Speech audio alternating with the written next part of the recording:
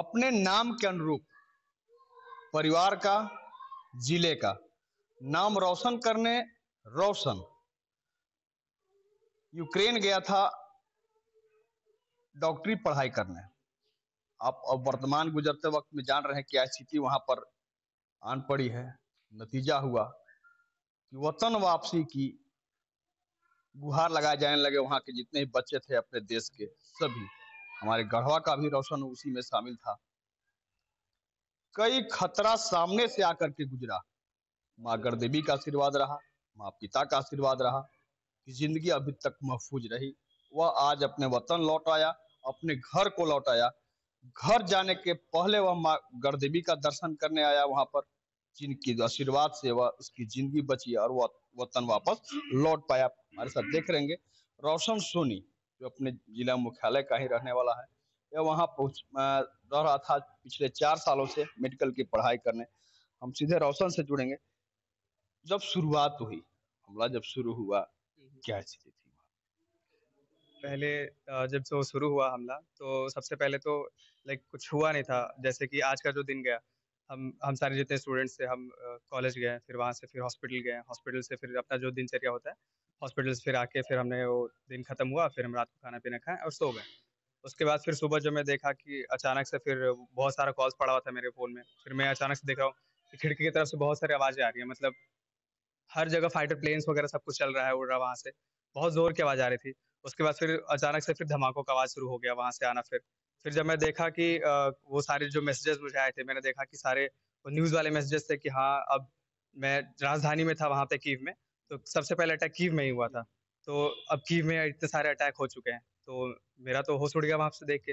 लगा कि उसके बाद फिर पता चला कि अटैक एयरपोर्ट पे भी हो चुका है, यानी कि अब हम बाहर निकल भी नहीं सकते हैं। एयरपोर्ट रशियन आर्मी ने अपने सबसे पहले एयरपोर्ट ही सीज कर लिया था, जो हमारा मेन इंटरनेशनल एयरपोर्ट है बोरिसपील, वो सीज कर लिया। फिर अब हम समझ नहीं आ रहा था कि हम करें तो क्या करें, कहाँ जाएं, क्या करें। उसके बाद फिर भागा दौड़ी मच गई। जितने भी लोकल लोग थे वहाँ पे, सब आके जो भी वहाँ पे फूड स्टोर था एंड ऑल, सब कुछ लेके वो सब, अब वो लोग सब, इतना जाम लग गया, इतना जाम लग गया कि वहाँ से निकलना मुश्किल हो गया। फिर अब लग नहीं रहा था कि, अब ऐसा लग रहा था कि खाना पीना भी वहाँ पे शॉर्टेज हो जाएगा। सो इतना बहुत सारा अनसर्टिनिटी था, मतलब समझ भी नहीं आ रहा था कि अब हो क्या जाएगा। जैसे-जैसे दिन बढ़ता जा रहा था, बीतता जा रहा था, लग रहा था कि सिचुएशन और खराब होती जा रही है। अगर आज का दिन बीता तो लगता था कि सबसे ज़्यादा खराब आज का यही दिन था। उसके बाद जब अगला दिन आता तो हम सोचते कि नहीं, सबसे खराब ये था। अगला दिन आता तो वैसे ही वो बढ़ता चला जा रहा था। और इस सिचुएशन में, इस बीच में हमें पता भी नहीं चलता कि हम करें क्या, समझ में नहीं आ रहा था। भारत सरकार पूरी पूरी कोशिश में लगी हुई थी, बट हमें कुछ क्लियर आउट डिसीज़न वहाँ से मिल नहीं पा रहा था कि कीव के जो बच्चे हैं और खार्किव वाले, वो कैसे निकल पाएँ। हमें कुछ पता नहीं चल पा रहा था। कोई गवर्नमेंट का इंसान वो अपने रिस्क पे अगर कोई आना चाहे तो आ सकते थे, बट उन पे भी बहुत सारा खतरा था। तो इस हिसाब से हम फँसे हुए थे वहाँ पे, कुछ समझ में नहीं आ रहा था। फिर बहुत ज़्यादा हिम्मत दिखा के फिर हम सारे बच्चे वहाँ से एक दिन डिसीज़न बनाए कि हम एनी हाउ करके निकलेंगे। फिर हम उस दिन वहाँ से निकलना शुरू किए। तो जब हम निकल रहे थे, तो फिर उस समय पे बॉम्बिंग शुरू थी, मतलब वो चल रही थी। तो फिर हम जब जा रहे थे आगे रास्ते से, फिर हमने देखा कि हमारे सिर के ऊपर से एक प्लेन गया वहाँ से, और वो 2 साइड ऐसे बॉम्ब वो बिखेरता है। तो वो शुक्रगुज़ार हूँ कि वो मेरे ऊपर से गुज़रा था, कि वो बॉम्ब आजू-बाजू जाके वो फैला वहाँ पे। बट वो हमारी, अब वो सिचुएशन ऐसी थी कि रुकना तो है नहीं। अब जान कैसे भी रहे, हमें जोखिम में डाल के निकलना ही निकलना है। फिर हम वहाँ से एनी हाउ करके रेलवे स्टेशन गए। फिर 13 घंटा का रास्ता सफ़र करके हम वहाँ पे पश्चिमी बॉर्डर पे गए, वहाँ से फिर दक्षिणी बॉर्डर पे गए। ये सब करते-करते भागा-दौड़ी फिर बहुत सारे घंटे लाइन-वाइन में लग के बहुत कितने मुश्किलें कितने थी। कितने बच्चे हैं अभी भी अगर वहां पर हैं तो किस तरह का माहौल है? अभी फ़िलहाल का बोला जाए तो सिर्फ़ खार्किव एक जगह है, जहाँ वो लोग बच्चे बहुत सारे फँसे हुए हैं। स्पेशली इंडियंस बहुत ज़्यादा हैं वहाँ पे, और उनका जीना अभी बहुत मुश्किल हो चुका है। पीने का पानी नहीं है वहाँ पे, पानी सप्लाई वगैरह सब कुछ बंद हो गया है, बिजली नहीं है। और जो पीने का पानी है वो, वहाँ पे इतनी बर्फ़ गिर रही है, वो सारे बर्फ़ इकट्ठा करके एक बकेट एंड ऑल में, वो उसको पिघला के वो उसको यूज़ कर रहे हैं एज़ अ वाटर सोर्स। सो अभी सिचुएशन बहुत ख़राब हो चुका है। तो अभी भी हम जितने भी लोग घर आ चुके हैं, हम मैं या फिर मेरे दोस्त, हम सब यही कह रहे हैं कि हमें भारत सरकार से यही निवेदन है कि जिस तरीके से उन्होंने इतनी हमारी मदद करके हमें निकाल लिया वहाँ से, उनके बारे में कुछ अभी ज़ोर-शोर से उनके बारे में सोचा जाए। मैं बहुत शुक्रगुज़ार हूँ माननीय प्रधानमंत्री श्री नरेंद्र मोदी जी का।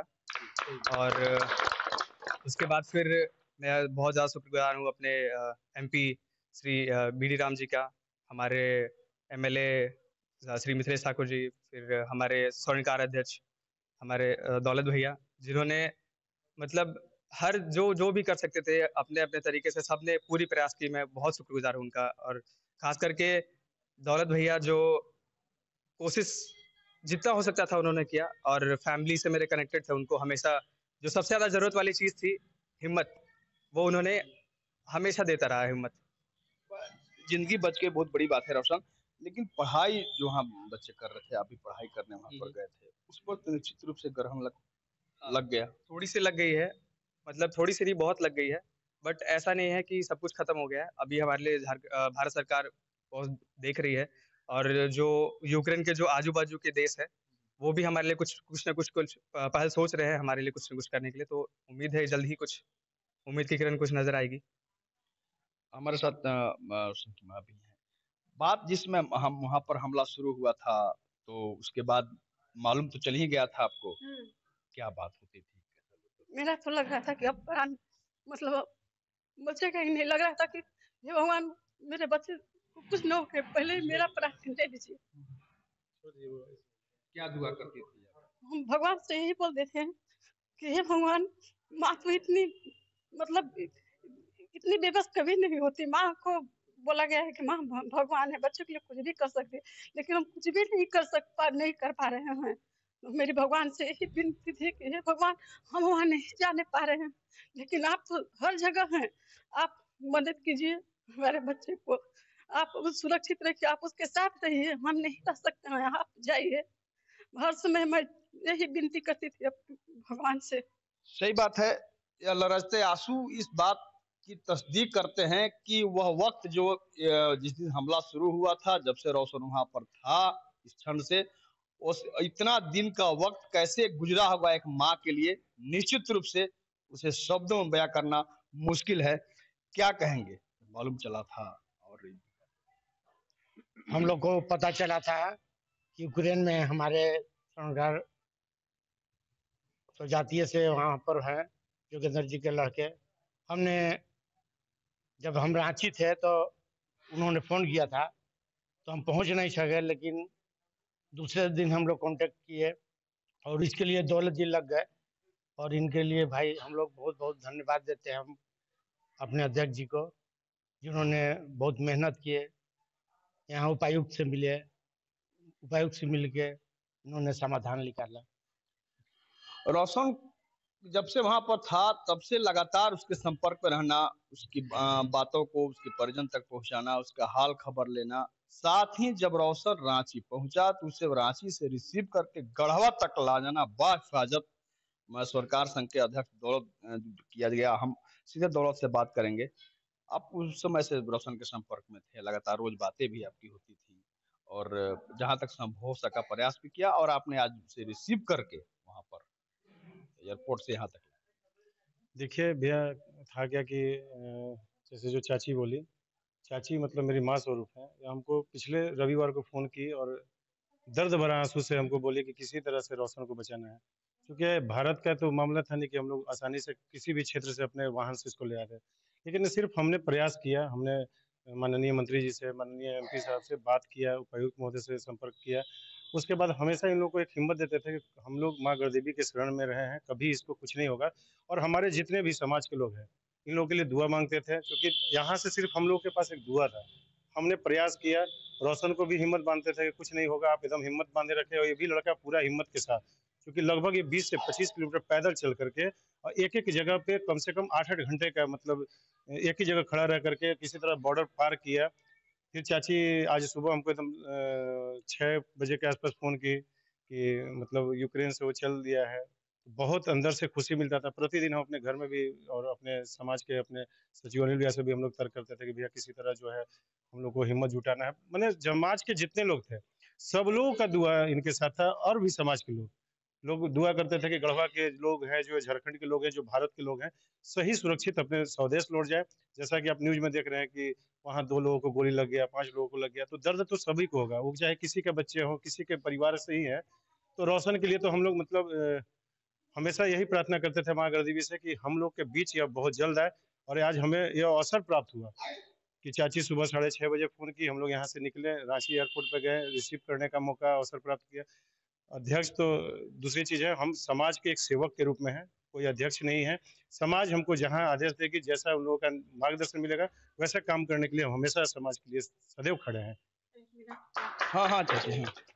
और इसके लिए हम अपने प्रधानमंत्री श्री नरेंद्र मोदी जी को बहुत बहुत मतलब उनको बधाई देते हैं कि हम हमारे बच्चे को वहां से निकाल कर इतनी मतलब खतरा की जगह से ले आए। और मोदी जी हैं तो सब मुमकिन है, नहीं रहते तो मेरा बच्चा क्या होता।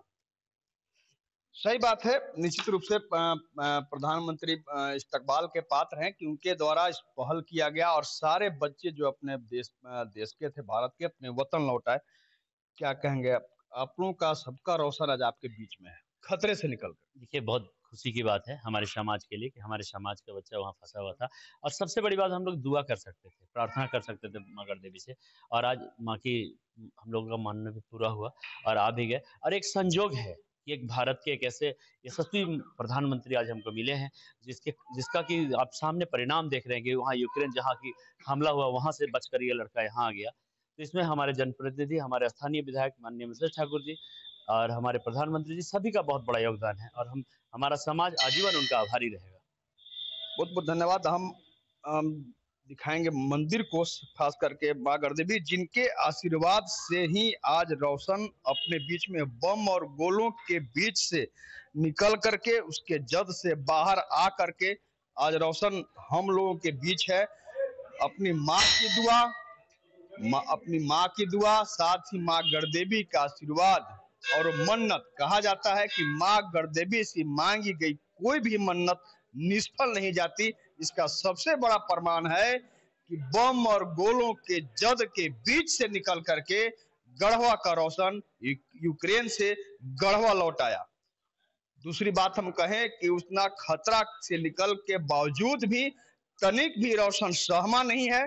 उसके मन में जो जिद है, मन में जो लालसा है, हमें डॉक्टर बनना है, वह डॉक्टर बन के अपने माँ के, अपने पिताजी के, अपने परिवार की इच्छा को पूरी करेगा, अपने जिले का नाम रोशन करेगा। अपने नाम के अनुरूप हम एक बार फिर से कहेंगे, यूक्रेन में हो रहे बम हमलों के बीच से निकल के बाद आने के बाद भी रोशन के चेहरे पर तनिक भी खौफ नहीं है, क्योंकि उसे इस हालात, विषम हालात से निकल कर आया है और उस हालात को दूर परे करते हुए अब खुद से और उसे डॉक्टर बनना है। कैमरामैन मनीष एवं सहयोगी सोनू के साथ आशुतोष रंजन, बिंदास न्यूज, गढ़वा।